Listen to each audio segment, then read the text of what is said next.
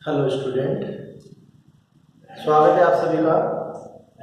Online कक्षाओं का जो एक श्रृंखला इस संस्कृति सीनियर सेकेंडरी विद्यालय की तरफ से जो प्रारंभ की गई है आपकी कक्षाओं की, वो चल रही थी। और उसी श्रृंखला में मैं आपके हिंदी विषय से जो है हिंदी अनिवार्य जो है कक्षा 11th उसका जो है अपन ने प्रारंभ किया था।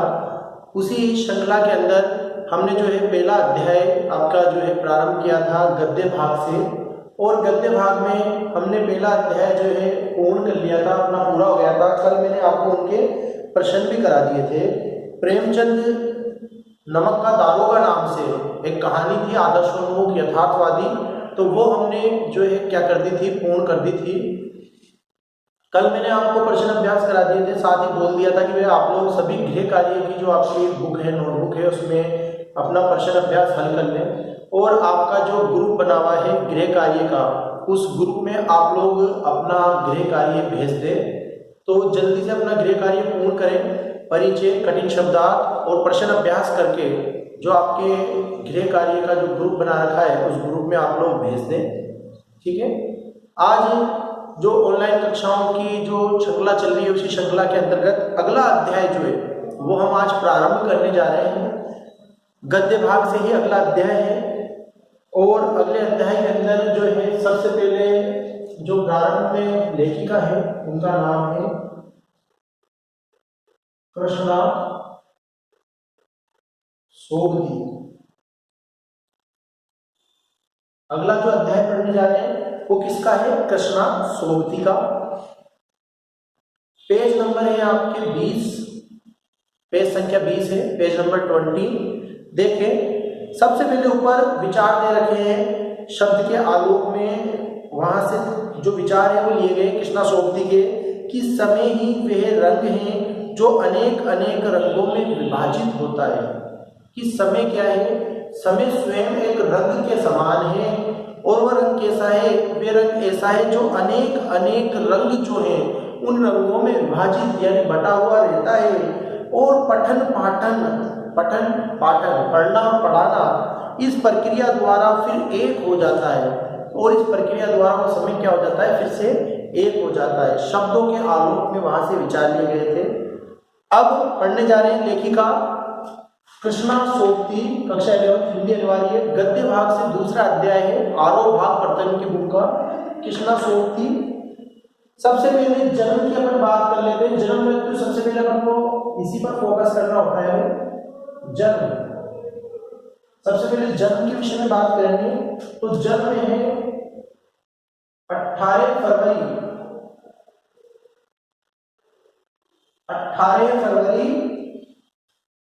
सन 1925। 18 फरवरी सन 1925 में इनका जन्म हुआ, और स्थान था क्या? गुजरात। स्थान क्या था? गुजरात। जो कि कहा था, इसमें लिख देता हूं वर्तमान पाकिस्तान। वर्तमान पाकिस्तान। अभी समझा दूंगा बात आपको। देखो, अभी समझा देता हूं, थोड़ा सा आप कंफ्यूज हो रहे हैं गुजरात और फिर वर्तमान पाकिस्तान क्यों लिखा था। देखो भाई, इनका जन्म 18 फरवरी सन 1925 ईस्वी में इनका जन्म हुआ, और 1925 तक भारत और पाक यानी भारत और पाकिस्तान जो है उनका विभाजन देश का 1947 में हुआ था, और बात कर रहे हैं 1925 की। तो 1925 में जो गुजरात, जहां का ये इनका जन्म माना जा रहा है, गुजरात जो पश्चिमी पंजाब के अंतर्गत आता था। ये गुजरात किसमें आता था? पश्चिमी पंजाब के अंतर्गत। और ये पूरा इलाका कहाँ चला गया है? जब भारत और पाकिस्तान का विभाजन हुआ है तो वर्तमान पाकिस्तान जो बना हुआ है उसके अंदर आ गया है। यानी इनका जन्म स्थान जो है कहाँ चला गया? वर्तमान पाकिस्तान के अंदर चला गया है। ठीक है। लेकिन उस समय तक भारत पाकिस्तान का विभाजन नहीं हुआ था, इसलिए उस समय जो है 18 फरवरी 1925 गुजरात लिखा है मैंने आपको, जो वर्तमान अभी हम गुजरात जिसको कह सकते हैं, जो पाकिस्तान का एक हिस्सा बन चुका है। ठीक है। फिर देखें, मृत्यु की बात कर लेते हैं साथ के साथ। जन्म के साथ सीधे ही मृत्यु ले लेते हैं, क्योंकि दोनों चीजें साथ में लिख दें तो ज्यादा बढ़िया रहेगा, हमारे ध्यान में भी रहेगी। मृत्यु अभी कुछ दिनों पहले ही 25 जनवरी को, ज्यादा समय नहीं हुआ है मृत्यु में, 25 जनवरी सन 2019। कहां पर मृत्यु इनकी हुई? 25 जनवरी सन 2019 के अंदर। अभी ज्यादा समय नहीं हुआ है, 1-2 साल पूर्व इनका निधन हुआ है। 25 जनवरी सन 2019 को इनका निधन हो गया। तो इंपॉर्टेंट बातें अपने सामने आ गई, जन्म और मृत्यु। अब इसके बाद में रचनाओं की बात करते हैं। प्रमुख रचनाएं, प्रमुख रचनाओं की बात करते हैं तो कौन कौन सी है प्रमुख रचनाएं? देखो, जिंदगी नामा, जिंदगी नामा, फिर इसके बाद में दिलो दानिश,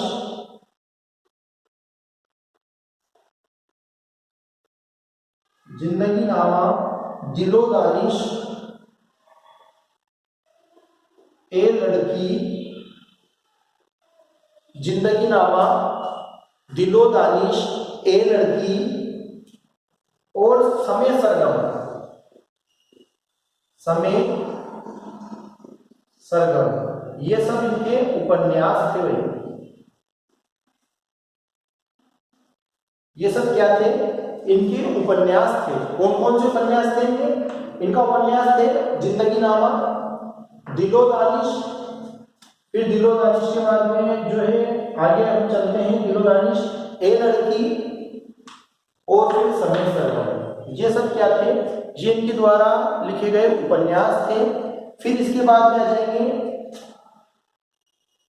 डार से बिछुड़ी, डार से बिछुड़ी, ठीक है, डार से बिछुड़ी, मित्रों मरजानी,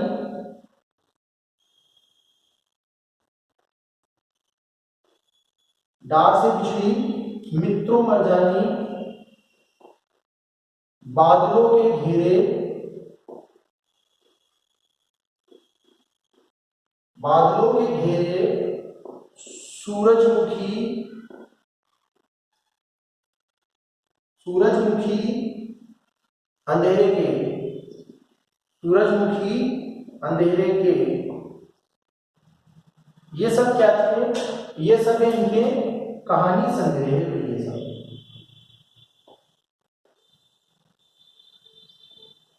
ये सब इनके कहानी संग्रह हैं। कौन कौन से कहानी संग्रह? डार से बिछड़ी, मित्रों मरजानी, बादलों के घेरे, सूरजमुखी अंधेरे के, ये सब क्या है? कहानी संग्रह है। ठीक है, इसके बाद हम हशमत,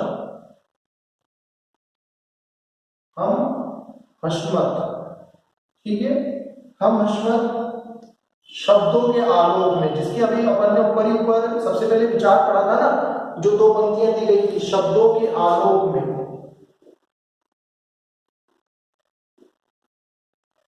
शब्दों के आलोक में, ये क्या है भाई? ये है इनके शब्द चित्र, ये इनके शब्द चित्र, संस्मरण दोनों ही है, शब्द चित्र और संस्मरण दोनों ही है। ठीक है भाई, रचनाएं आ गई है। प्रमुख रचनाओं की बात करें तो पहले जिंदगी नामा, दिलो दानिश, ए लड़की, समय सरगम, ये तो क्या है? इनके उपन्यास रहे हैं। फिर इधर हम बात करते हैं तो डार से बिछड़ी, मित्रों मरजानी, बादलों के घेरे, सूरजमुखी अंधेरे के, ये सब इनके कहानी संग्रह हैं।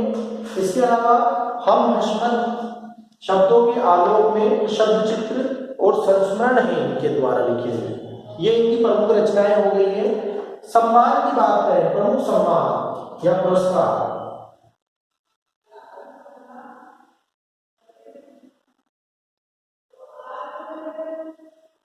प्रमुख सम्मान पुरस्कार भी जिसको हम कह सकते हैं, कौन कौन से मिला? साहित्य अकादमी,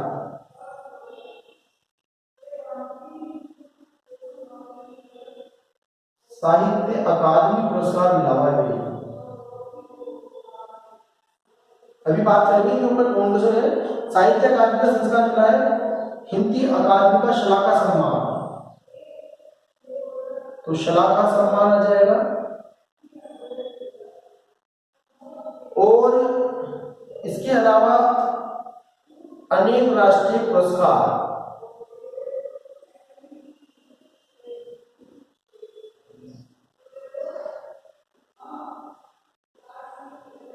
अनेक राष्ट्रीय पुरस्कार। ठीक है भाई, तो यहां तक एक बार अपन दोबारा दोहरा लेते हैं, क्योंकि परीक्षा में अगर कोई इंपॉर्टेंट चीजें आएंगी तो ये ही है।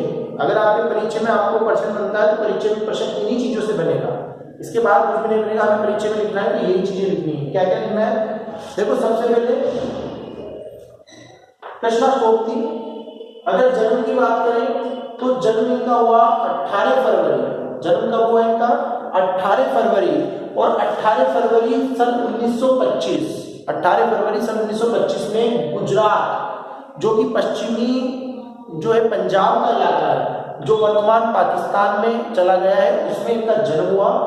मृत्यु की अगर बात करें तो अभी हाल में कुछ साल पूर्व ही 25 जनवरी सन 2019 में इनका जो है क्या हो गया? निधन हो गया। प्रमुख रचनाएं जो बात करें, प्रसिद्ध रचनाओं की अगर बात करते हैं तो जिंदगी नामा, दिलो दानिश, ए लड़की, फिर समय सरगम, ये क्या है? इनके उपन्यास हैं। ये सब क्या है? इनके उपन्यास हैं। फिर इसके अलावा इधर बात करते हैं दार से विचलित, मित्रों मरजानी, बादलों के घेरे, सूरजमुखी अंधेरे के, ये सब क्या है? ये सब कहानी संग्रह हैं। इसके अलावा हम हशमत, शब्दों के आलोक में, ये शब्द चित्र और संस्मरण है। अब बात करते हैं प्रमुख सम्मान की, यानी पुरस्कार की अगर बात करते हैं तो साहित्य अकादमी, हमारी हिंदी साहित्य की जो अकादमी है, जो हिंदी की भाषा में प्रकाशित होने वाले रचनाएं उनको ध्यान रखती है, अच्छी रचनाओं को पुरस्कार देती है, साहित्यकारों को सम्मान करती है, तो उसका इनको जो है साहित्य अकादमी का पुरस्कार प्राप्त हुआ है। इसके अलावा शलाका सम्मान जो है उत्तर प्रदेश अकादमी के द्वारा इनको शलाका सम्मान प्राप्त हुआ है। इसी के साथ साथ अनेक राष्ट्रीय पुरस्कार जो है उनको दिए गए हैं। तो ये इनके लिए विशेष बातें नहीं, ये इनका जीवन परिचय के जो है मुख्य बिंदु जो है हम कह सकते हैं। अब आगे बढ़ेंगे अपन। देखो पाठ्य पुस्तक में आगे अपन क्या है,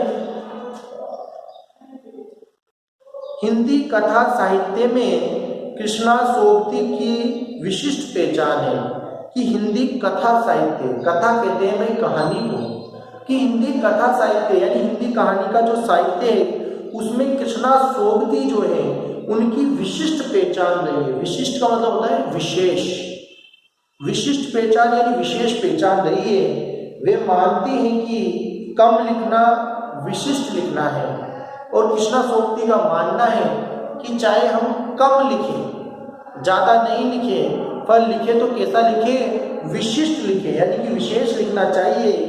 यही कारण है कि उनके संयमित, यही कारण है कि उनके द्वारा संयमित यानी पूर्ण रूप से ज़्यादा लेखन नहीं किया है, तो उनके द्वारा संयमित लेखन और साफ सुथरी रचनात्मकता ने अपना एक नित्य नया पाठक वर्ग बनाया। कि उन्होंने क्या किया, यही कारण रहा है कि उन्होंने संयमित लेखन, बहुत ज़्यादा लेखन नहीं किया, संयमित यानी संयम के साथ में थोड़ा बहुत जो है, ज़्यादा नहीं बहुत की भंडार भर दिया हो, जितना भी लिखा बहुत विशिष्ट लिखा और संयमित लिखा। और साफ सुथरी रचनात्मकता, बड़ी साफ सुथरी रचनात्मकता लिए हुए अपना एक नित्य नया, अपना रोज मानो एक नया पाठक वर्ग बनाया, यानी हमेशा अपनी रचनाओं के साथ में नए पाठक वर्ग को जन्म दिया। उनके कई उपन्यासों, लंबी कहानियों और संस्मरणों ने हिंदी के साहित्य संसार में अपनी दीर्घजीवी उपस्थिति सुनिश्चित की। देखो क्या बता रहे हैं कि उनके कई उपन्यास, कि उनके द्वारा लिखे हुए जो कई उपन्यास हैं, उपन्यासों, लंबी कहानियाँ और लंबी जो कहानियाँ हैं और संस्मरण जो कि याद के आधार पर लिखे जाते हैं, घटनाएं कोई ऐसी रही हो जो याद रह जाए मस्तक पटल पर, और बाद में उन्हें लिखा जाए। तो वो संस्मरणों ने हिंदी के साहित्यिक संसार में अपनी दीर्घजीवी उपस्थिति सुनिश्चित की कि उन्होंने जो उपन्यास लिखे, उनकी जो लंबी कहानियां हैं और उन लंबी कहानियों के साथ साथ जो संस्मरण हैं जो कि याद के आधार पर लिखे गए हैं, वो हिंदी के साहित्य संसार में अपनी दीर्घजीवी यानी जो बहुत लंबे समय तक उपस्थित रहे, उसे कहते हैं दीर्घजीवी उपस्थिति सुनिश्चित की। उपस्थिति यानी लंबे समय तक जो उनकी उपस्थिति रही है उसको उन्होंने सुनिश्चित किया। उन्होंने हिंदी साहित्य के कई ऐसे यादगार चरित्र दिए जिन्हें अमर कहा जा सकता है। उन्होंने हिंदी साहित्य में कई ऐसे यादगार चरित्र जो है अपनी कहानियों के माध्यम से दिए जिन्हें अमर कहा जा सकता है। जैसे मित्रों मरजानी जो इनकी आई थी ना, अपने पढ़िए में कहा गया ये मित्रों मरजानी कहानी, तो इसमें मित्रों जो है उसको शाहिनी, हशमत, हम हशमत आई है कि हम हशमत, ये इस हम हशमत में जो है इन्होंने हशमत दिया आदि। अब देखिए आगे, भारत पाकिस्तान पर जिन लेखकों ने हिंदी में कालजयी रचनाएं लिखी उनमें कृष्णा सोबती का नाम पहली कतार में रखा जाएगा।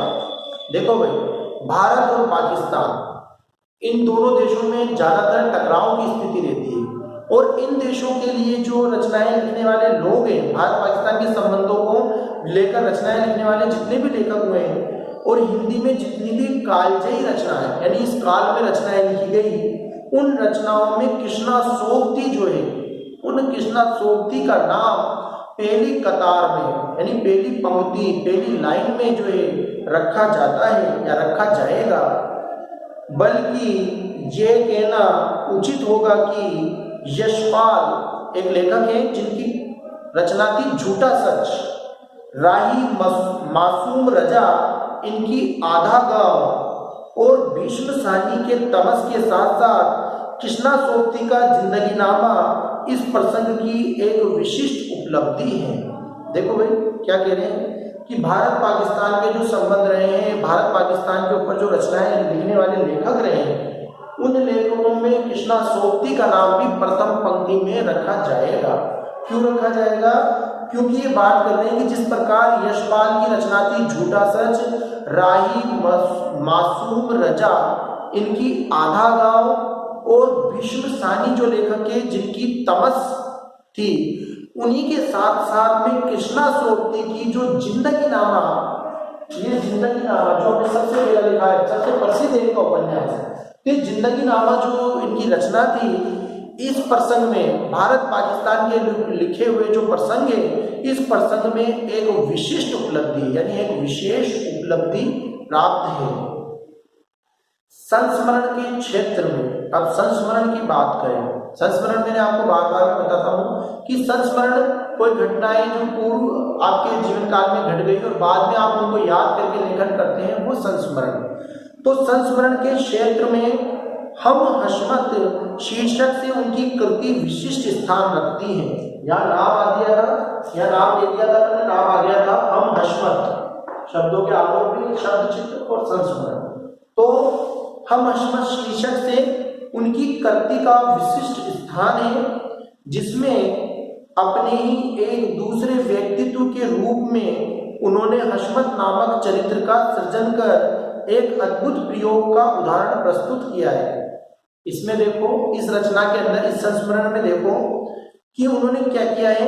इस संस्मरण में हशमत नामक चरित्र का सृजन कर, यानी हशमत नामक जो चरित्र है उसका सृजन यानी उसका जन्म देकर, उसको पैदा करके एक अद्भुत प्रयोग किया और उदाहरण प्रस्तुत किया।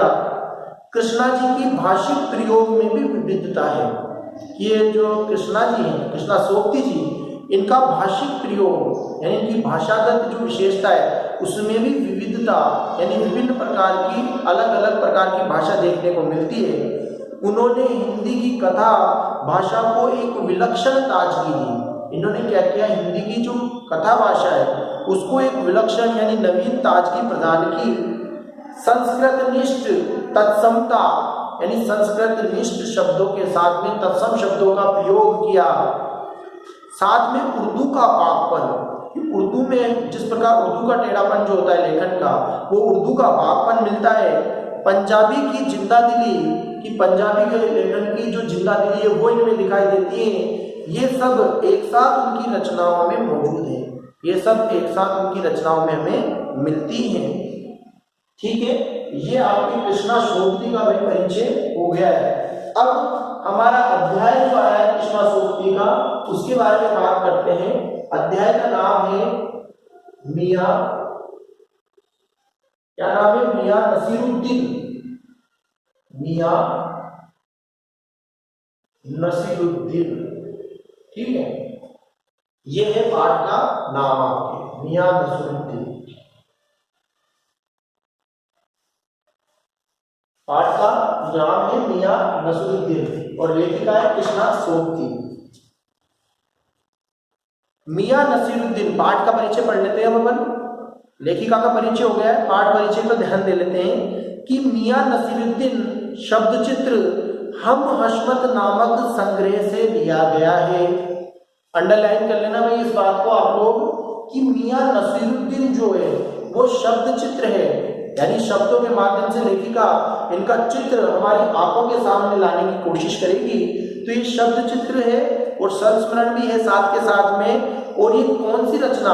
हम हशमत, इनकी जो नामक संग्रह है उससे ये लिया गया है।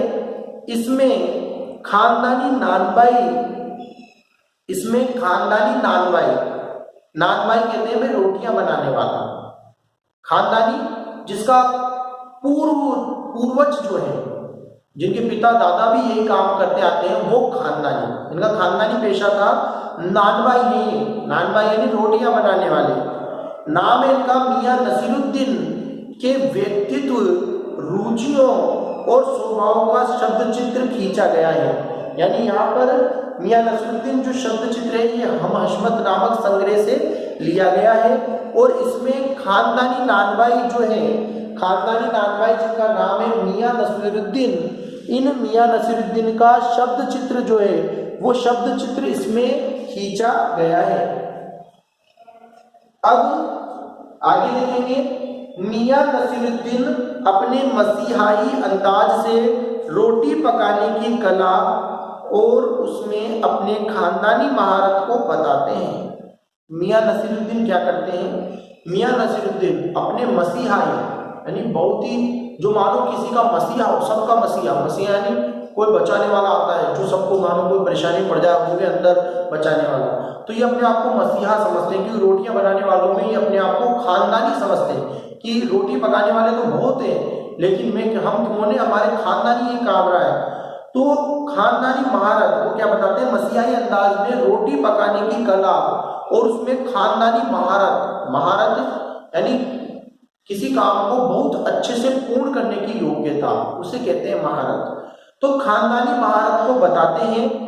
वे ऐसे इंसान का प्रतिनिधित्व करते हैं जो अपने पेशे को कला का दर्जा देते हैं और करके सीखने को असली हुनर बताते हैं। देखो, वे ऐसे इंसान का, कैसे इंसान का? इस प्रकार के इंसान का प्रतिनिधित्व करते हैं, यानी ऐसे इंसान का प्रतिनिधित्व करते हैं लाकर हमारे सामने जो अपने पेशे को कला, अपना पेशा, पेशा होता है काम, कि अपने पेशे को कला का दर्जा देते हैं, कला बताते हैं अपने पेशे को, और करके सीखने को असली हुनर, कि काम जो है वो कैसे सीखा जाता है, बैठे बैठे नहीं सीखा जाता है, करके सीखने को असली हुनर मानते हैं।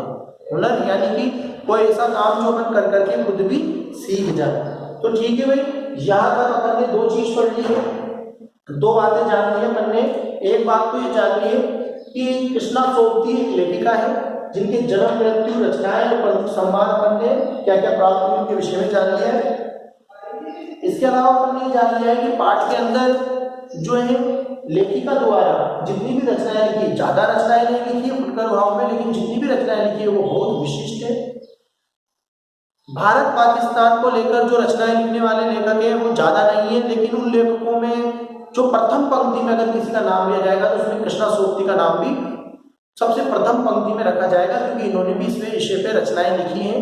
इनकी रचना जिंदगी नाम, जैसे यशपाल का जो है झूठा सच, और राही मसूम रजा का आधा गांव, और जो है साथ में भीष्म सानी का तमस, तो उसी के साथ साथ जिंदगी नामा भी उसी प्रकार की करती है जो भारत पाकिस्तान के संबंधों पर लेखन करती है।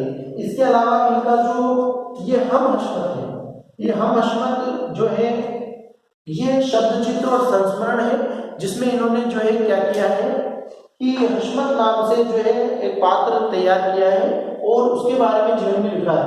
तो हम हशमत ये इनका वो रहा है, प्रमुख सम्मान को प्राप्त हुए। अब हमारे पाठ्यक्रम की जो कहानी है उसका नाम भी रखा गया है मियां नसीरुद्दीन, और ये मियां नसीरुद्दीन इस हम हशमत से ही लिया गया है, ये हम हशमत से लिया गया शब्द चित्र है। और इसमें जो है क्या बताया गया है, इसमें मियां नसीरुद्दीन एक नानबाई है, और नानबाई किसको कहते हैं, रोटी बनाने वाले को नानबाई कहा जाता है, रोटी पकाने वाले को। तो एक नानबाई है जो रोटियां पकाने का काम करता है, उनका खानदानी पेशा है, उनके पूर्वज भी यही काम करते आए हैं। तो ये मानते हैं कि भाई काम देखने से नहीं करके सीखने से आता है, यानी खुद करेंगे तब हमें काम आएगा।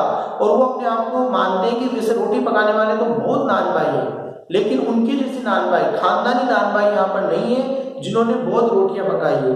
तो ये हम हशमत से ये शब्द चित्र हमारे पाठ्यक्रम में लिया गया है, तो ये हम पढ़ने जा रहे हैं भाई, ठीक है ना। अब देखो सबसे पहले मैं इसको सब बोर्ड को क्लियर कर देता हूँ। आपने उतार ही लिया होगा, ये सब नोट कर लिया होगा आप लोगों ने, तो मैं इसको क्लीन कर देता हूँ सबसे पहले। परिचय आप लोग नोट कर लिया करो, वैसे तो बुक में भी दिया हुआ है आपके, हाँ दिया हुआ है बुक के अंदर, वो सही है, लेकिन बुक में बहुत ज्यादा है ना, आपको मैं वही लिखाता हूँ जो बहुत महत्वपूर्ण है, और कुछ अगर अलग से इंपॉर्टेंट लगता है मेरे को तो वो भी मैं लिखवा देता हूँ, साथ के साथ नोट करा देता हूँ। तो भाई मैं इतना ही लिखा रहा हूँ आपको, ताकि आप उसको क्या है नोट कर ले और याद कर ले, फिर ज्यादा में तो आप लोग कंफ्यूज हो जाते हैं, है ना।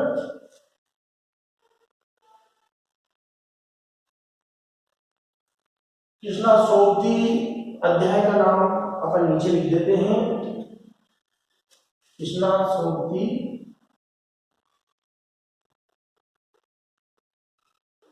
मियां नसीरुद्दीन, ठीक है, मियां नसीरुद्दीन हम हशमत से ली गई है भैया, हम हशमत ये क्या है, किससे ली गई है, हम हशमत, और हम हशमत क्या है, शब्द चित्र है हम हशमत।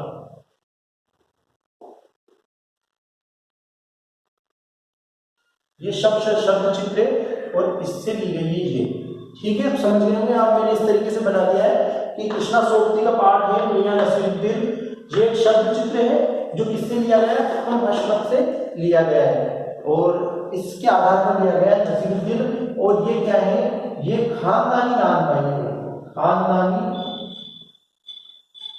नानबाई,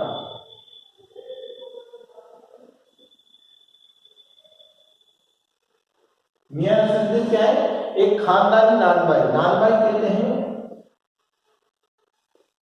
रोटी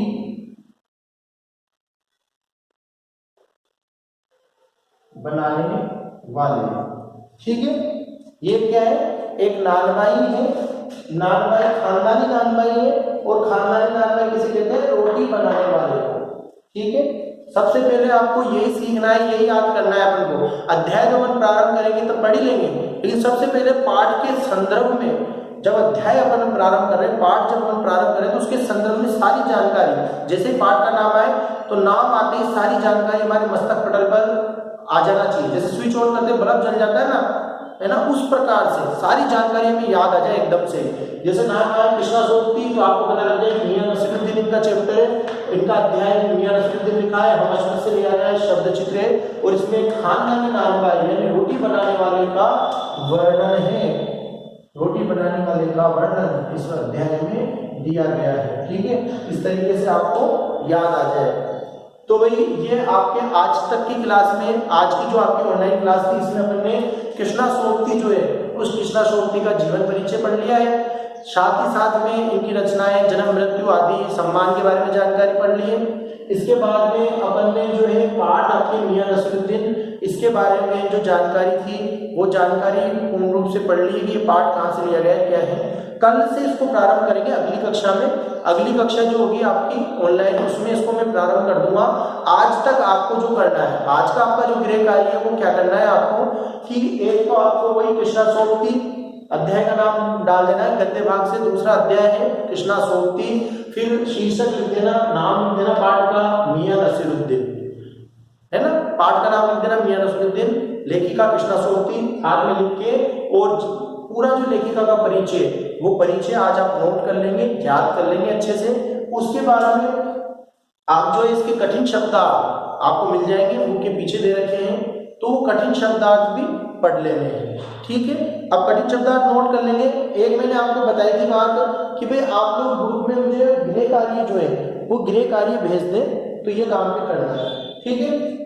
एक बात और कि जो ये चैनल है आपके संस्कृति स्कूल का, जो चैनल बनाया गया है यूट्यूब पे, जिस पर आप वीडियो देख रहे हो, तो इसको ज्यादा से ज्यादा आप लोग लाइक करें, शेयर करें, कमेंट करें, ठीक है। आपने स्टूडेंट जो है इनको शेयर करें ताकि पता लगे सभी को इसके बारे में, और उनका भी जो है अध्ययन चलता रहे। सभी लाइक भी करें और सब्सक्राइब भी करें, उनके भी सब्सक्राइब करवाएं और कमेंट भी करें। तो आज के लिए इस कक्षा में इतना ही, बाकी नेक्स्ट अगली क्लास में पढ़ेंगे। धन्यवाद।